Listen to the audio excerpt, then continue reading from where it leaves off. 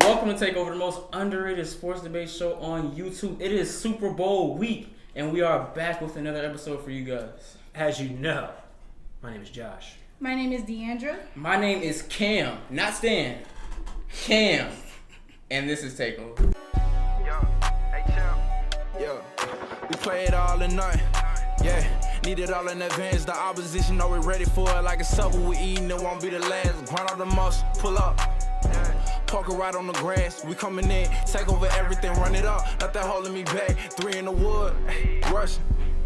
I don't like Dutch, don't even matter, you know I'm a face. And when I roll a paper, I like to go double. Run up a check, flip a W, make it an M. I need a couple. As you guys know, Super Bowl week is upon us, so we have to ask the question, who do you guys have winning this game?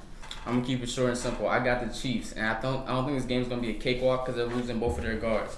And so if you're Todd Bowles, the obvious thing is we're going to blitz, and we're not going to stop. But there's rules to defense. There's rules to this. There's levels to this. And the rule is, for me, is if you're going to be able to blitz, don't get beat. And last time we saw these teams go against each other, there was a lot of beating going around by Tyreek Hill. 200 yards in the first quarter. That's a lot to deal with. I don't know how you really adjust to something that's a God-given trait. The whole entire Kansas City Chiefs team is built off of speed. Are you going to be fast enough to stop that? I don't know if they will. Patrick Mahomes, sometimes he's hurt. He goes halfway. Sometimes he has to be more motivated to play. It doesn't look like anything matters. Patrick Mahomes is a switch. He can turn it on. He can turn it off at any moment. This is the biggest game in his career so far, so I think he'll definitely be on. And he has the highest efficiency versus the blitz. And I think Tampa Bay is going to have, if they're going to win this game, they're going to have to be able to blitz them. And that's right in Mahomes' category. You look at Tyreek Hill and you look at Travis Kelce. I don't know how well the Tampa Bay defense is going to match up versus those guys. And even if the Chiefs can't run the ball, who cares? Because at the same time, they'll be able to throw the ball at will. And I think a lot of people disrespect the Chiefs' defense as well. I'm not talking about like disrespect as like people disrespect like the Falcons' defense because they're just not good. I think they disrespect them because, the offense is so good. So when you see people like Tyrann Mathieu, Chris Jones, these are people who can impact the game in a major way. And Uncle Cam always tells you kids, offense wins championships. And we're about to see it once more. I know I'm supposed to go next, but I want to hear Dee's take first. Alrighty. I also picked the Chiefs because you guys have said before, or you specifically, you say you don't bet against Tom Brady. I don't necessarily want to bet against Patrick Mahomes either, because when you look at the offense, everything you said about their weapons, you have Travis Kelce and Tyreek Hill, and you alluded to how he played last time with the 207 yards he had just in the first half. I believe that the Chiefs are more efficient, and I don't think the Buccaneers offense are as efficient as the Chiefs. And they can run the ball as well with Hilaire, and if they don't have Hilaire, they have Le'Veon Bell. And I'm also I'm thinking about the Buccaneers defense. They play well leading up to this game against the Saints and the Packers and the football team. But one thing that stood out to me was Heineke threw for 50 times, Aaron Rodgers threw 50 times, Drew Brees threw for 35 times. And to me, or I don't think anyone else will dispute this, Patrick Mahomes is the most talented quarterback in the league right now. So I highly doubt, or I believe that he will throw just as much as they do, if not more. And I'm also looking at, like you talked about, the Chiefs defense. One of the reasons why I said the Bills could potentially beat the Chiefs without Patrick Mahomes, of course, was because of Josh Allen and was because of how mobile he was, and they were able to put a stop to him. And I know you guys said that Tom Brady is able to get the ball out of his hands in less than 2 seconds, but Tom Brady is a stationary quarterback. So, like you said about Patrick Mahomes being mobile, and you talked about the pieces that they're missing on their O-line. Patrick Mahomes is 73.5 QBR when pressured, and that's the highest in the league. And Brady, being the stationary quarterback that he is, if the defense can send the house to him, or if they can find a way to get to him quick, are you sure that he can escape those situations like Patrick Mahomes would be able to escape those situations? And I'm also thinking about not only the players on the field, but I'm thinking about the mind behind the game as well, and Andy Reid. As great as Arians is, I don't think he'll be able to outcoach Andy Reid, and that's why I have the Chiefs winning. Everything that y'all just said in terms of facts and stats, I agree with. It's going to be hard to match up with Tyreek Hill. He is the fastest player and arguably the most unguardable wide receiver in the NFL right now. I do agree that the Chiefs' defense is slept on. I think a lot of people disrespect them, even though while statistically they're in the middle of the pack, they've got playmakers on the back. Honey Badger, Rashad Breeland, And then they've got playmakers on the line in Chris Jones and Frank Clark, especially in the postseason for Frank Clark. I agree with everything that you're saying about Patrick Mahomes. So, based off what I'm saying, you could say I would be picking the Chiefs. But one, that would be a boring show. And two, I think there's a legitimate argument for Tampa Bay. There is. I think you were wrong when you said something, Cam. You said they're going to have to blitz Patrick Mahomes, correct? Correct. No, they don't. You want to know why? Because they're missing both of their starting tackles. Eric Fisher and Mitchell Schwartz have been declared out for this game. So why would Tampa Bay, when they have Jason Pierre-Paul on one side and Shaquille Barrett on the other, need to blitz? Not to mention, they have Ndamukong Suh and Vita Vea in the middle. That's a talented defensive front right there. Why would they need to bring any more than 4? I don't think they do. I think that they can just bring 4 and drop everybody else back into coverage because of the problems going on the offensive line. And I know they're not necessarily going to be able to guard Tyreek Hill or guard Travis Kelce, but are the Chiefs going to be able to guard Chris Godwin? Are they going to be able to guard Mike Evans? Are they going to be able to guard Rob Gronkowski? Are they going to be able to guard Antonio Brown if he plays? I don't think so. I think the Bucs have the stronger running game because Leonard Fournette's been on one this postseason, and Ronald Jones was on one in the regular season. So, No, also had a good run game and ran to the Chiefs. who? Derrick Henry. Got shut down. That's because the Chiefs okay. got ahead of him, and the problem was Tennessee wasn't equipped to throw it with the Chiefs. Right? Tannehill's good, but he's good when he's only used in measured doses. So it's like he uses Derrick Henry to set himself up. Tom Brady ain't about that. And I didn't even get to my best point. Oh, good. This is Tom Brady. He's been here. Definitely. This is his 10th time on this stage. This is the most talented offense he's ever played with. And that's including the offense where he threw for 5,000 yards and 50 touchdowns. Just like Patrick Mahomes did. But Brady was doing it before it was cool. So give me Tampa Bay. I think this game is going to be a game of who makes the least mistakes. I know that sounds very redundant, but Tom Brady threw 3 interceptions that last game, which kind of hurts Tampa in the long run. This Kansas City team, they score really fast. I mean, you look at the game they played versus Josh Allen. They were down 9-0. Patrick Mahomes throws an interception. We think all heck is about to break loose. They score 28 unanswered points. I just think if Tom Brady's gonna win this game, it might have to be one of his best performances ever in a Super Bowl for him to win. And he can do that because he's Tom Brady. He's the greatest athlete of all time. If he wins this, he will be. So who is it if he doesn't win? If he doesn't win, Yeah, who is it?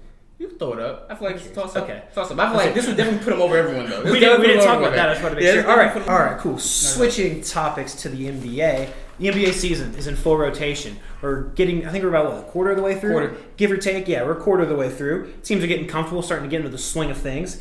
Who's the MVP, right? If the season were to end right now, who are y'all picking?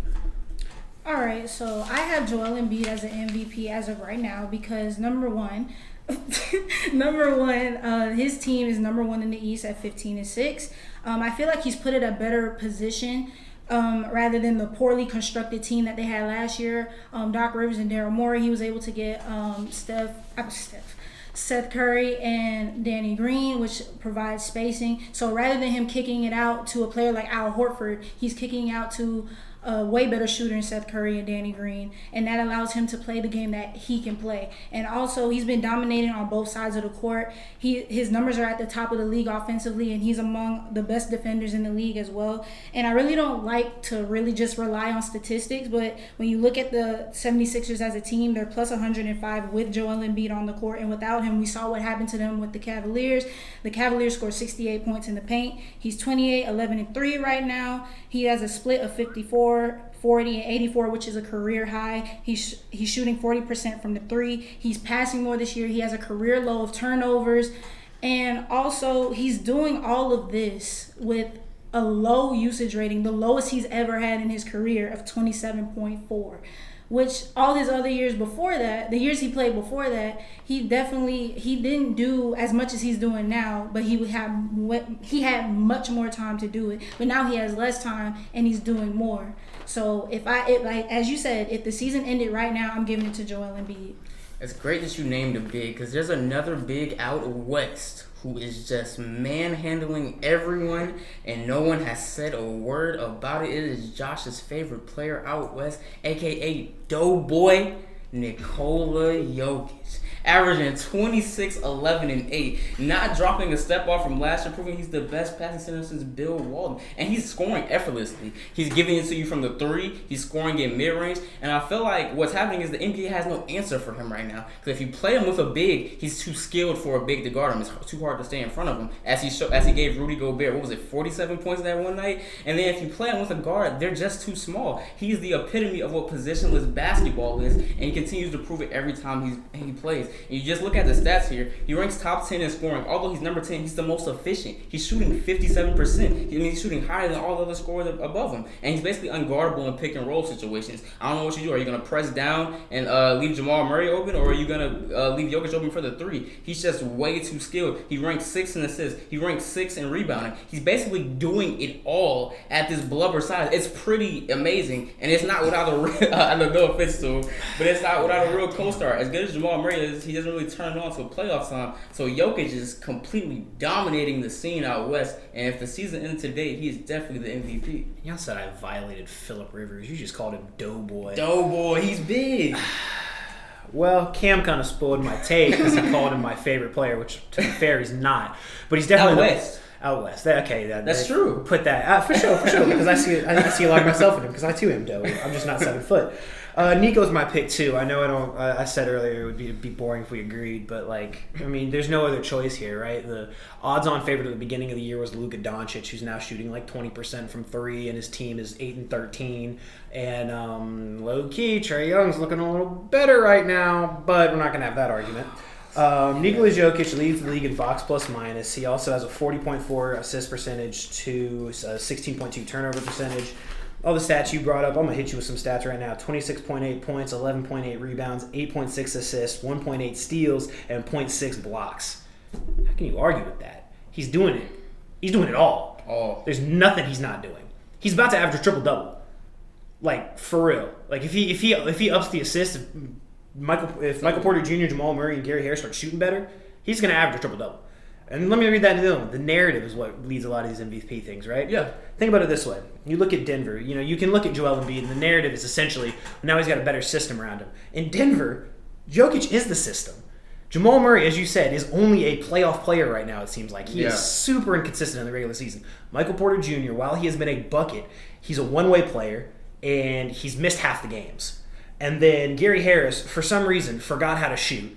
From the one season he shot 39%, now he's at 33%. So with all that, Nikola Jokic is the only consistent source of offense on that Denver Nuggets team. And so far the Denver Nuggets are 12-8. Not great, but they're not terrible. So I don't see how you can argue with Nico.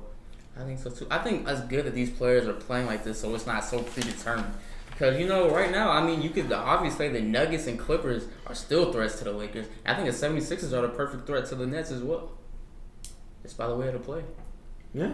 Hey, the best part about this season for me right now is that there's nothing for sure. Yeah. There's no they're definitely coming out of this side, so we just gotta wait on what's happening over here. It's everybody. I feel like there's 6 teams in each conference that have a legitimate argument, and we haven't even seen the best of the Raptors or the Heat yet in the East. Both those teams are struggling, but I'm assuming. At least for the Heat, they're going to pick it up eventually. Are the Heat frauds? Question mark. But that's going to. I said that last year, and y'all they called me a madman. Malik, you called me a madman. Hey, I think they play better. I believe they play better in the playoffs than they do the regular season. They got to get there first, right? If the season would end right now, they would not. They would be behind the Hornets. We still got some time left. We still got some days left. That's all I'm saying. The Hornets. Well, that is going to end our episode. You guys have anything to say, or was that what you guys had to say? I saw a few people talking a little brazy in the comments on our last video. A little crazy, brazy, whatever you want to say. They were open to step into bounds. So simply, we just want to say, you can comment. We're cool. We love comments. But if you really want to interact with us, if you really want to have a conversation with us, send us a video. You can DM either any of us on Instagram. If you have our numbers, our Snapchats, we're not going to give that out for obvious reasons. Just send us the videos. Give us a 1 to 1.5 minute video on your take. Explain it. Do whatever you got to do. Tell us where your name is and where you're from. We'll put it in a video and we'll respond to it. We can have this discourse instead of you typing essays at us. And if you type it, if I reply get our names right. If you type it and if I reply to you, reply back. Don't be scared. You came with the work. And if I give you the word back, reply. Okay? Don't be scared. That's all I'm saying. We love the interaction, and we appreciate the fact that you're taking a notice on what we're doing here. But if you really want to have this civil discourse, send us a video. Yeah, obviously, guys, the end just trying to fight, and that's gonna end our episode today. Happy Black History Month. It's not over yet. We got things to do. That's gonna close out our episode. We play it all in night. Yeah, need it all in advance. The opposition know we're ready for it. Like a supper we eating, it won't be the last. Grind all the muscle, pull up. Parker right on the grass. We coming in, take over everything, run it up. Not that holding me back. 3 in the wood, rushing. I don't like Dutch, don't even matter, you know I'm a facing. When I roll a paper, I like to go double. Run up a check, flip a W, make it an M. I need